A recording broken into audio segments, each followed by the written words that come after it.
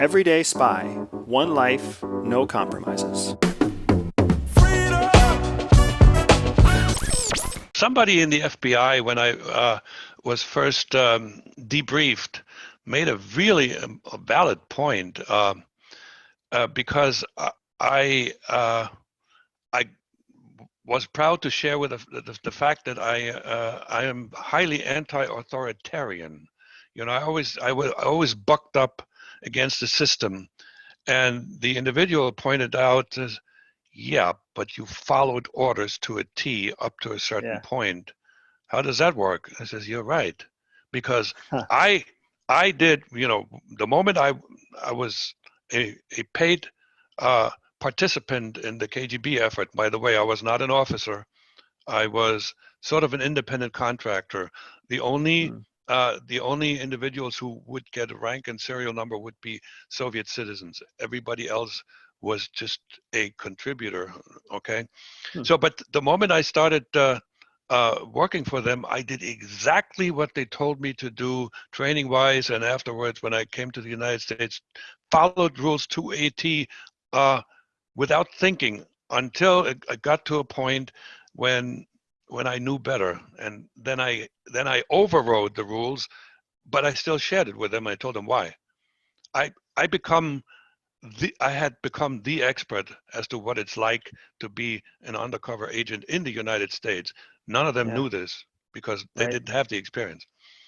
Right. Yeah, it's funny. I talking about that just now, the idea of being the kind of person who's creative enough to challenge authority, but who also willingly subjects themselves to authority, is exactly that perfect combination that CIA is looking for too.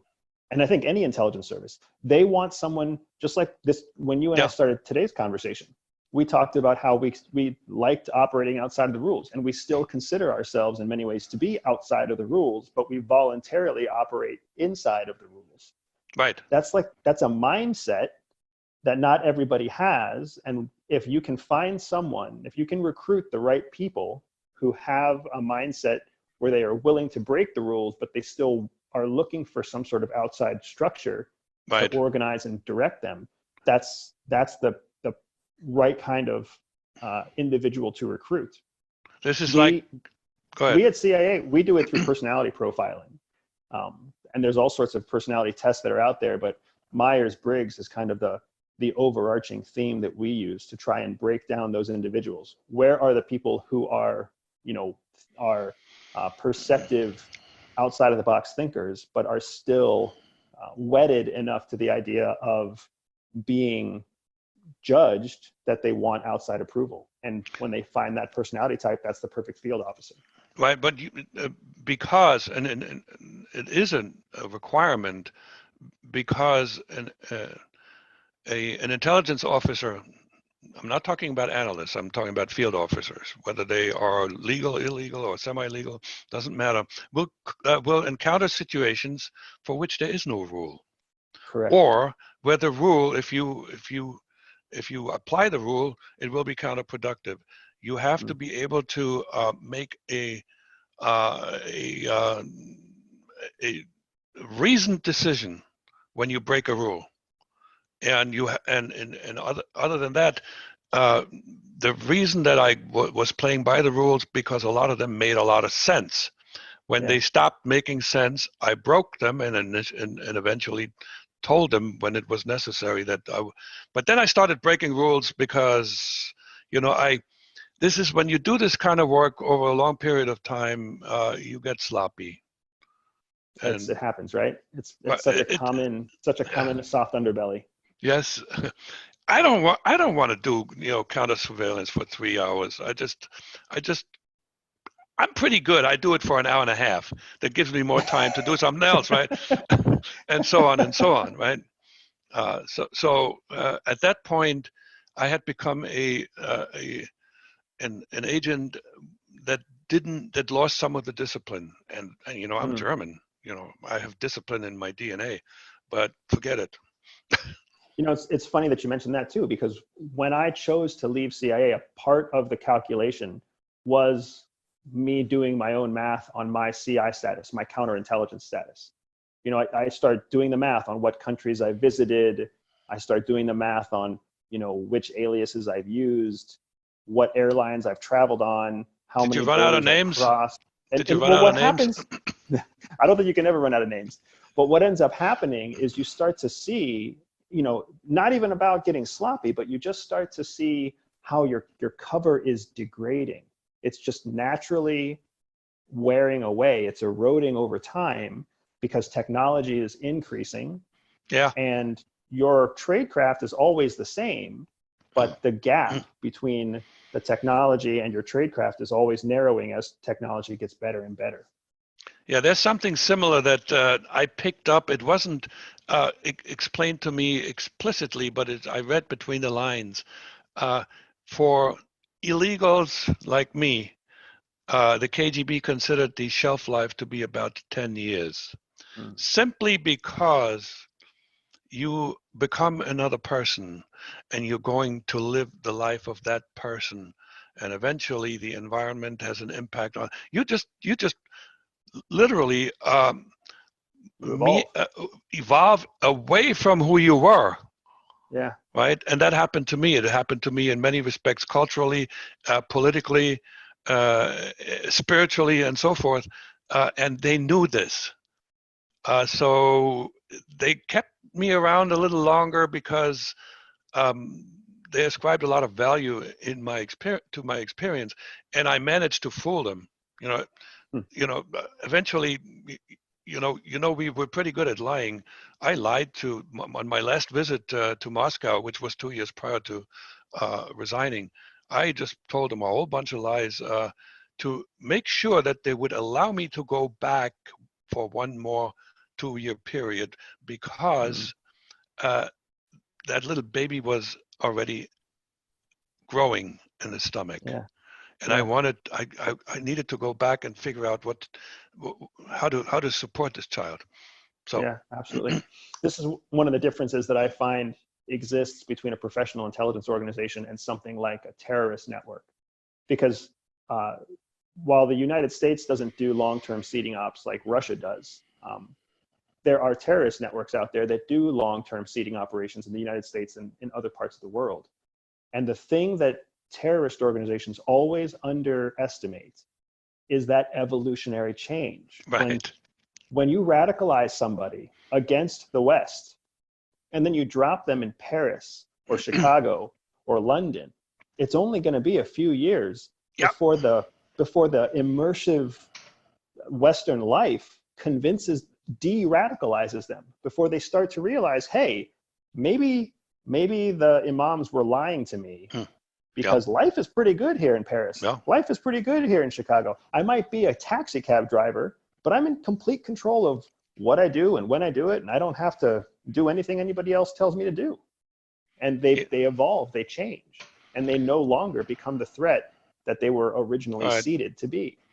And there's a lot of nice people around. This is what happened to me when I joined the ranks of professionals. My first job as a computer programmer, and the company I worked for was MetLife, the second largest insurance company at the time. And we were taught from like school age on, there were three most evil entities in a capitalist system: the banks, the military industrial type complex, and insurance companies.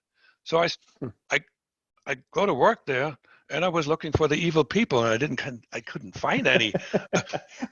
Eventually, you run into an evil boss and so forth, but overall, the atmosphere was, interestingly enough, somewhat similar to the socialist atmosphere in East Germany, in that in those days, insurance companies were very paternalistic. They took care of you. Right? They didn't tell you what to do, but they really took care of you. When I started, the implicit recruiting message was, you start here, we'll take care of you for the rest of your life, and you retire from here. Well, that paradigm got blown up. But anyway, but that started my my move away from thinking that that everything that can be wrong with capitalism is wrong. That was not wrong. And it wasn't about the wealth. It was about how people treated one another. And it's funny, the same thing happens, in my experience, the same thing happens when you travel abroad for any reason. If you sit here in the United States, it's not hard to start thinking like China is full of villains. And it's easy to start thinking that, you know, African cities are paved with dirt roads. You start to lose, you don't have a sense of what the rest of the world looks like. It's not until you actually get out and travel and you see that Nairobi looks just like New York City, or you get out and you go to Hong Kong and you go to Beijing and you realize that there are people, you know, slogging through their normal daily commute just like you slog through your normal daily commute. There really isn't all the villainy and treachery and evil between us that is easy to make alarmist rhetoric about when you're sitting here just kind of receiving media. I beg to differ a little bit in that an evil regime can make a lot of people that are operating in it evil. And I'm referring to Nazi Germany. There were a lot of willing participants in the killing of Jews and other folks in concentration camps who considered that their job. And so it gets to a point, you know, within a certain range, we have more in common than not as humans, but there's a space outside of that range, and occasionally countries and a lot of citizens of those countries step into that range, and that needs to be radically fought and exterminated, which what happened in World War II, thank God. Yeah, no, that's a very valid point, that there is an extreme. There's always a bell curve, right? And then there's the extreme that is a Nazi Germany example, and we can't let that happen again. And I think that if anything has come about from our history with World War I and World War II, it's that the world does rise up against global tyranny like that, which I think is why nobody looks at North Korea with the same level of concern that we looked at Nazi Germany, because do they have the capability to reach that level? It doesn't look like it to me. I agree, but just if we take a small detour into current world affairs, I think you got to be worried about China. You got to be worried about China. But I feel like you have to define what it is about China that worries you. Honestly, Jack, when I go to Beijing and I see the smog and I see the sickness and you can't find potable water out of any sink or any faucet, how does that pose a long-term threat? That is a country that's in a slow but steady decline. No matter what the narrative is that their government leader tries to spout out, right? That country is not in a growth pattern. That country is in a steady state of slow decline. And this is where the United States. Yeah, this is where you have the advantage. You've been there, I have not. But what gives me hope is what's happening currently in Hong Kong. Isn't that so interesting for the world? That's so interesting for the entire world. I mean, these people are risking life and limb in pursuit of freedom. And some of them are more patriotic Americans than we have American citizens here. They're waving the American flag because they bought into the idea that America was founded by. Yeah, it's interesting. Freedom is one of those things it's got an addictive quality to it. I think that's what you saw when you came here. Sure. It's certainly what we've seen terrorist cells encounter when they come here.